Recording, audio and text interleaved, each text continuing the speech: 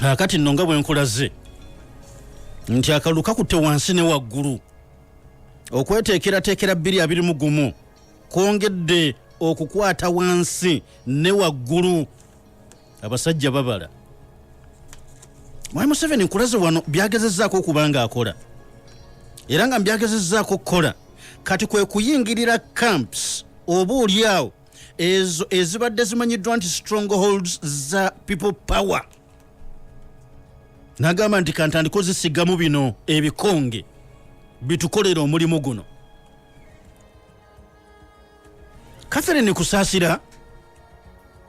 omulimu gwe yagutandise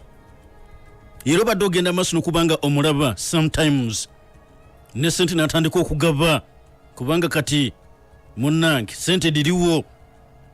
wano n'abasulamu akakadde wali n'abakitegera bulungi. Mwami Buchaman naye nno bw'atyo wabula newankubadde bano abatunuulira ebyobufuzi entambula gye bitambulamu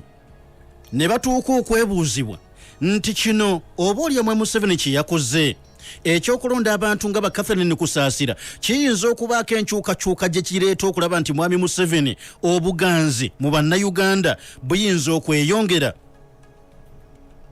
Omu ku basajja abali nagambye nti Mwami Museveni wagenda okutegeera nti kati n'okumufera kugenda kweyongera bweyongezi nti bw'abanga luli abaddeko ebitundu gye bamugamba nti eyo muzeeyo yona obuwagizi n'atuukayo naye nga ne ssente ze yawa okukola mobilization ng'abasajja baziteeka buteesu ku mumwa visit time kati okubanga amaze okulaga nti waaka w'ensimbi waali muyitirivu ddala wabagenda okusinga okubanga bamufera. Abadde ndi awuli nampita nanga nti jangu wano waliwo omukolo Katherine Kusasira agenda kujja wano kugaba bikutiya kunze guli luddawa Kaleerwe. Kati Kaleerwe wano oli okutuuka okukatiza kino n'agamba nti Mwami Museveni bagenda kumulaga nti bakola naye nga nabo Katherine Kusasira kati bw'otuuka Kaleerwe mbasuubuzi abali awo sayidi ya Lufula banyeenya omutwe ne bagamba nti bano bazze kutikkula Museveni era bagenda kulaga nnyo kaguta Museveni yowuli nti bakola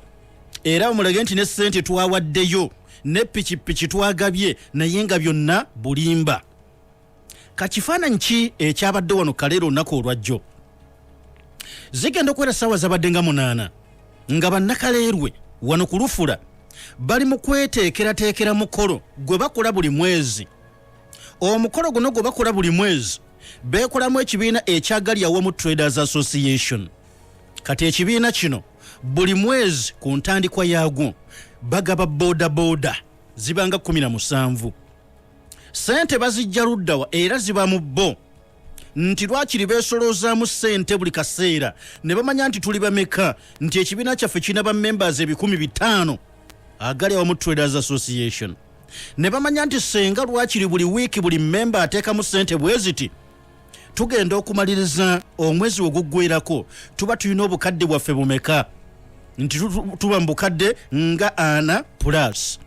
Kitegeeza tuba n'obusobozi okugulayo pikipiki ezisoba mu 10 buli ntandikwa ya mwezi ne tugabira bammembers bannaffe bammembers b'ekibiina ekyagali awamu Traders Association. Ndowooza obina bino mu bumanyi abamba butondanga bwa abantu nga 10 bantu 5 ne beesondanga mu ssente nga buli bakiyita kufuluma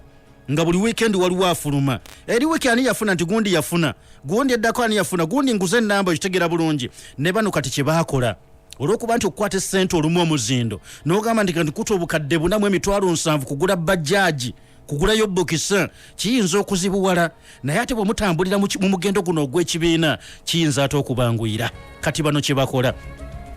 kakati mbu olinga azigirira Kusasira omukolo guno nkulaze nti buli ntandikwa ya mwezi bafulumya babanga 10 ku 17 bewagabira zi boda ezivudde mu ssente z'ekibiina kino. Kati Kusasira nga agenda ku mukolo guno wali eri Kaleero lunaku lwajjo bino byokugamba si byafaayo si bwe bwali bwe buti ono wasonko wannalera byajjo. Kati bwagenda ku Lufula wali eri Kaleerwe bano bateeka omukolo gubeera makula baleeta abazinya wabana ne badigida kati ne Kusasira naye atambula jjukira nti n'abasajja b'abayimbi ba Michael omutegedde mukomuko ngamba mukomuko kati omuyimbi wa mukomuko be bamu ku baatambula nabo kati we baagenzaawo ng'ate amawulire gajja nti omugagga ajja bamuyita mugagga mama Kabina ajja kusaasira aleeta ebiteretebwa kati bannakalo ne baga nti ate tuna problem babaleeta ssente aleete ezo ssente za ggwanga aleete munnange ng'atuuka ku mukolo era nga bamwaniriza already enteekateeka yatuuse zitambula zakugabira ba members boda zino n'atuula aba ne beeyongera n'amanya nga nti wanaaviira wane biteretebwa ajja kuba abiresa ebisawo by'ensimbi okuva mu State House kakati abayimbi be nga batandika okuvaayo nga bayimbayimba mu kaawo nga bakangakanga Kaleero n'atuuka okuba nga bw'ati abumbujja kakati bano bavuddeyo okutyebula amazina abo Katherine Kusasira ekyamazima yabawadde ku ssente era mu kubawa ssente kigambibwa nti yeevudde emitwalo gy'abadde 15 n'agisimba bano abazinyi era nti ssente zino Katherine okusinzira ku bano bamembazi b'ekibiina ezo ze yakomyeko nazo nga si kuziwaayo ng'ateeka mu kibiina wabula kwabadde nga kufuuwa bufuuyi abazinyi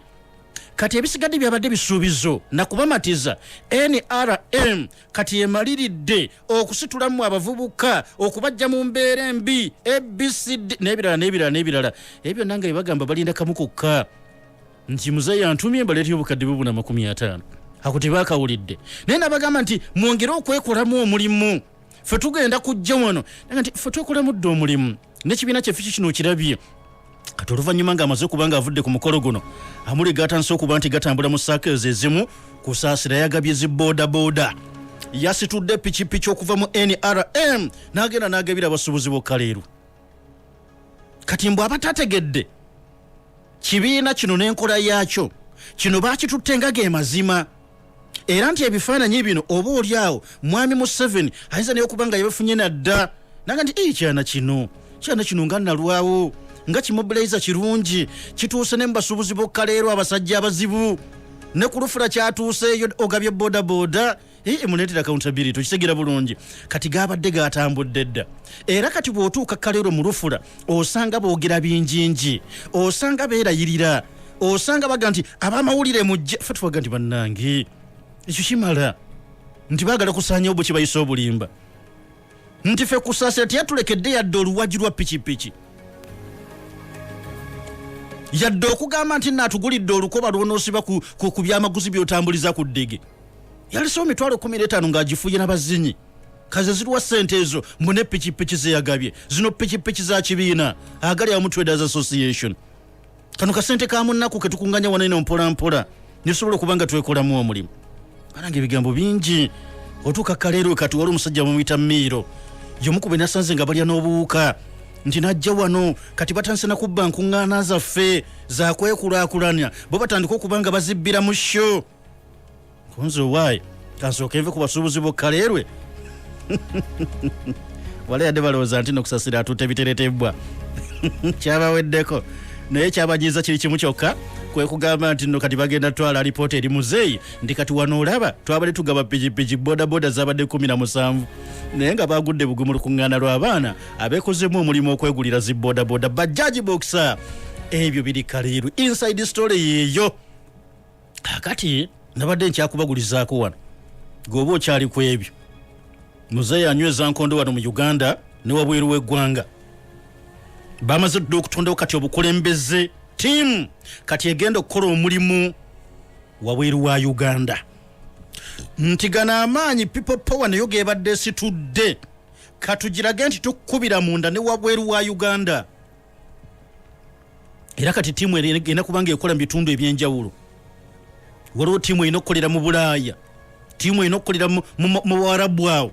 bannayuganda gye basinze okubanga bettanidde nnyo awo waliwo tiimu squad ya NRM genda kukola omulimu okukyusa timing bannayuganda abaliyo babajjemu olwo people power olwo buli omu abeere nga ayogera yero power kitegedde bulungi kati tiimu erikutte amaserengeta ga Africa Southern Africa eno yo batugamba nti ate kati weetuuse ekutteyo nnyakati kyeri eri bulala mwana wange in fact Isima Luzige ano kati yaliyanga ssentebe waba NRM mu maserengeta ga Africa ng'enaku z'omwezi 23 tugenda Pretoria omulimu omukulu kati gwakuleeta bannayuganda abawangalira mu South Africa, abawangalira e Namibia, Swaziland, Zimbabwe, Zambia, Lesotho, Botswana n'amawanga agali mu lubuubuuto olwo mu maserengeta ga Africa. Twagala kati okubakyusa timing abo ababadde bayingiddemu ennyo opposition kati tubaleete tubakumyewo eka mu kibiina ekiri mu buyinza kya NRM era bategeere nti nno ekyamazima kyekibiina ekiina waaka. Era Ismail Luzigo n'akakasa ku mulimu guno gwabakanye nagwo kati olwaleero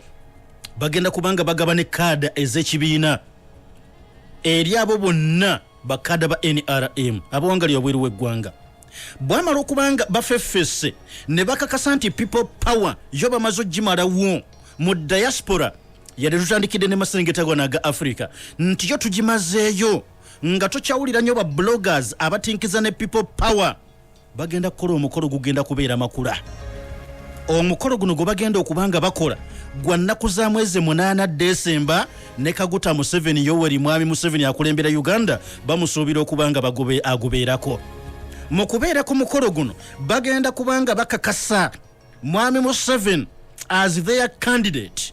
2021 and beyond. Kale nno ku Sandton Convention Center mu Johannesburg gye tusuubira okubanga gye bagenda okutuula. Kati kumawulire agaliwo bagamba emyaka gitambudde mingi bannayuganda abawangalira mu mawanga gano mu maserengeta ga Africa ekigenda ewakati bakimanyi bajjuziddwa bulimba okuva mu opposition ne pokopoko opposition gwesinze okubanga mu kaseera kano ebawa naddala obulimba mbu obusinze okusaasaanyizibwa people power nga balaga nti NRM terina kyekoze era bakugamba kusinzira ku squad eno kati esindikiddwa we want to move from the silent majority we have been into the loud majority. Eya silent majority kati bagana bigenda kubanga bivaawo tufuke loud majority tuyinza okubanga tubadde silent okumala kabanga opposition tugireka ne yegiriisa naye katubalage nti ife majority loud majority ebadde silent majority mwana wange kati bagamba bwe tutandika okubanga tubakuba wano ne wali bana ba opposition naddala people power eno ne tugimenyaamenya munda mu Uganda ne tugimenyaamenya mu Kampala kati katufulumeku wabweru wa Uganda nayo banaatuwulira mu kutuuka eno nga tumaze okubanga tubamenyeemenye tuyina essuubi ddene nnyo nti we bunaatuukira January omwaka ogujja 2020 Luziga agamba tusuubiranga Mwami Kyagulanyi yajja okutwala omutawaana ng'ayitira mu Bakusaasira ng'abasaba njagala sisinkana nange muzeeyi ekintu nkirabye nali simanyi nti bwe kiti bwe kifaanana abasajja bafunye amaanyi boogera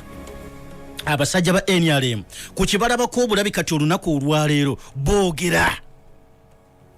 ate basirisasirisa emabega kaawo naye ndowooza Mwami Museveni kati gano amaanyi gaataddemu n'abalaga nti asobola okyekolera kati boogera balabe kibayita embavu. Mwami Museveni natuuka n'okuyingira ziggeto n'atondayo n'obukulembeze abakiiseebe mu ggeto kati bafunye amaanyi bagamba Luziga akubyewo eggambo eddene nti Mwami Kyagulanyi twagala tumulage nti waaka gwe tugenda kati okukola wabweru wa Uganda butuuke January 2020 nga kati yalina okubanga anoonya akasimu ka Kusaasira amukubire mwana Kusaasira nja kulaba atwogere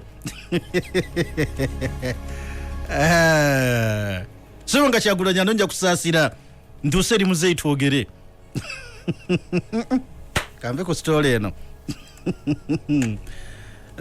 gwali natera kutandika kunjumiza waneno mboozi nti omutula gwameza amapeera